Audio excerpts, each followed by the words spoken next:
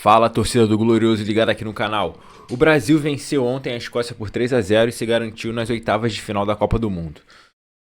Aqui no vídeo a gente vai acompanhar e reagir juntos com novidades e informações exclusivas do nosso fogão. Não tá tendo jogo, mas o mercado da bola tá a todo vapor com possíveis chegadas e possíveis saídas de jogadores. Então é isso, lembrando que aqui tem produtos exclusivos no precinho pra você, torcedor botafoguense. Então sem mais delongas, vamos para as notícias do nosso Glorioso. Vive uma situação de instabilidade, principalmente por conta da última decisão da Justiça, que aparentemente daria de volta ali os poderes para a John Textor. O ex-controlador da SAF, do Botafogo, John Textor, reagiu à venda do Leão para Michele Kang. O empresário norte-americano fez duras críticas a ela e deixou uma espécie de apelo a Ruth. Textor acusa Michele Kang de estar difamando sua reputação por meio de um comunicado à imprensa oficiais da Eagle, além de lembrar que tem uma queixa-crime contra ela, ao Conselho de Administração da Eagle Futebol Group. Abre aspas então para ele. Respeitosamente, gostaria de chamar sua atenção para a prática preocupante da empresa de usar comunicadores de imprensa oficiais de uma empresa de capital aberto para servir a tentativa, obviamente, implacável da senhora Kang de difamar a minha reputação em benefício dos seus interesses próprios e pessoais. Diversos comunicados de imprensas anterior continham declarações seriamente impreciais para o intuito de prejudicar a minha reputação na indústria do futebol. Vale lembrar que desde julho de 2025, a senhora Kang vem repetindo a sua antiga prática comercial e maliciosa de anunciar investigações internas por meio de vazamentos e comunicados à imprensa para enfraquecer um concorrente a serviço de suas ambições pessoais e de controle. Então, John Textor, que segue afastado do poder do Botafogo, em decisão na quarta-feira, o desembargador Luiz Eduardo Canavaro ratificou que o empresário norte-americano não voltou ao comando da SAF, que respeita o entendimento anterior do Tribunal Arbitral. Então, quer dizer, John Textor segue fora do comando do Botafogo e segue fora do comando da Eagle. E está tentando, nesse meio termo, ali, atrapalhar o meio de campo. O Botafogo precisa de um acordo com o Grupo Arias para também ratificar e concluir a venda para a GDA Luma. Agora, uma informação, o Botafogo, segundo o Thiago Veras, o Botafogo hoje também tem chega de 14 jogadores estrangeiros no elenco. E também, na competição da CBF, não pode ali relacionar mais do que 9 atletas. Só que Barbosa foi para o Palmeiras, né? E então não conta mais. O John Hernandes foi utilizado em poucos jogos, mas é um jogador que é mais base, e o Ló é o quarto goleiro. Também não vão jogar. Este número cairia então para 11.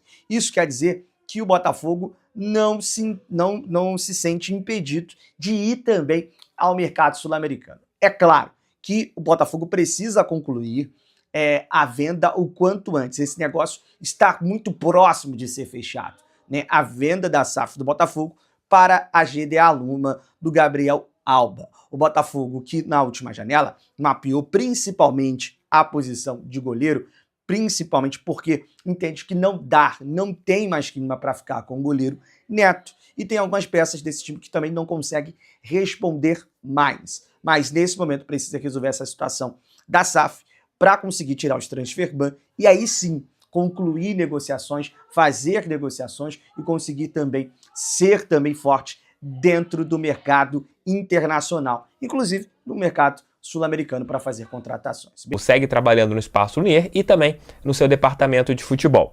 Claro, o Botafogo trabalha incessantemente para ter reforços até a viagem para a Rússia, mas pelo tempo curto e ainda com algumas questões que estão acontecendo, o Botafogo ainda não fechou, pelo menos até ontem, né, uma contratação para que ela chegasse e viajasse para a Rússia. A expectativa é que o Botafogo tenha reforços já contratados até a janela de transferências ser aberta. Evidente, o Botafogo vem trabalhando também nos bastidores com alguns jogadores, tem a questão do Neto, que o Botafogo tenta resolver o quanto antes, até mesmo para resolver tudo isso, e o trabalho vem acontecendo no Espaço Lunier e vem sendo bem avaliado, porque pela primeira vez o técnico do Botafogo, o Franklin Carvalho, está tendo muito tempo para implementar a sua maneira de jogar, né? A sua maneira de jogo, talvez criar mais de uma maneira de jogar. Meninos da base estão trabalhando ali no dia a dia, até mesmo para ele conhecer mais esses meninos e ver qual deles ele vai poder aproveitar. Os amistosos serão interessantes por causa disso, né? De repente o Botafogo pode colocar nesses jogos, né, intercalados alguns meninos para eles ganharem minutos, e isso será muito importante para o técnico conhecer mais o seu elenco. Ele já conhece bastante, né? Mas com trabalhos, com mais minutos, isso vai ser importantíssimo para o Botafogo.